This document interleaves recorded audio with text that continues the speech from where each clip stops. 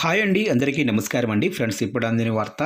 ఇక ఇందిరమ్మ ఇళ్ల లబ్ధిదారులకు ప్రభుత్వం అదిరిపోయే మరో గుడ్ న్యూస్ అంటూ అప్డేట్ అయితే రావడం జరిగిందండి. అయితే ఇందుకు సంబంధించిన వివరాలు అయితే మన వీడియోలో తెలుసుకుందామండి. అంటే ఆ గుడ్ న్యూస్ ఏంటనేది క్లారిటీగా తెలుసుకుందామండి. వీడియో మాత్రం స్కిప్ చేయకుండా చూడండి ఫ్రెండ్స్, అప్పుడే మనకి పూర్తి సమాచారం అయితే తెలుస్తుంది. ఇక లేట్ చేయకుండా టాపిక్లోకి వెళ్ళిపోదాము. ఇక ఇందిరమ్మ ఇళ్ల కోసం ఎదురు చూస్తున్న వారికి తెలంగాణ ప్రభుత్వం శుభవార్త అయితే అందించింది. రాష్ట్ర వ్యాప్తంగా లక్షలాది మంది ఇందిరమ్మ ఇళ్ల కోసం దరఖాస్తు చేసుకుంటున్నారు. అయితే ఇంకా చాలామందికి ఇల్లు మంజూరు కాకపోవడంతో ఎప్పుడెప్పుడు వస్తాయా అని వెయ్యి కళ్ళతో ఎదురు చూపులు చూస్తున్నారు.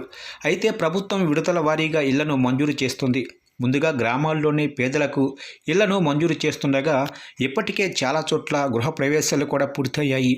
ఇక మరికొన్ని చోట్ల ఇళ్ల నిర్మాణాలు జరుగుతున్నాయి. ప్రభుత్వం లబ్ధిదారులకు విడతల వారీగా నిధులు విడుదల చేసింది. ఇక నేరుగా లబ్ధిదారుల బ్యాంకు అకౌంటుల్లో వీటిని జమ చేస్తుంది.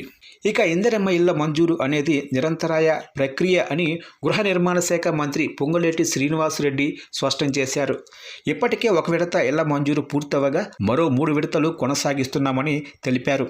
ప్రతి ఏడాది ఏప్రిల్లో కొత్త ఇళ్ల మంజూరును ప్రకటిస్తామని, తొలి విడతలో 4.50 లక్షల ఇళ్లను మంజూరు చేయగా 52 లక్షల ఇళ్లకు గృహ ప్రవేశాలు కూడా పూర్తయ్యాయని తెలిపారు. ఇంకా 3 లక్షల ఇళ్లు వివిధ దశల్లో ఉన్నాయని, వచ్చే వర్షాకాలంలోపు తొలి విడత ఇళ్ల నిర్మాణం పూర్తవుతుందని తెలిపారు.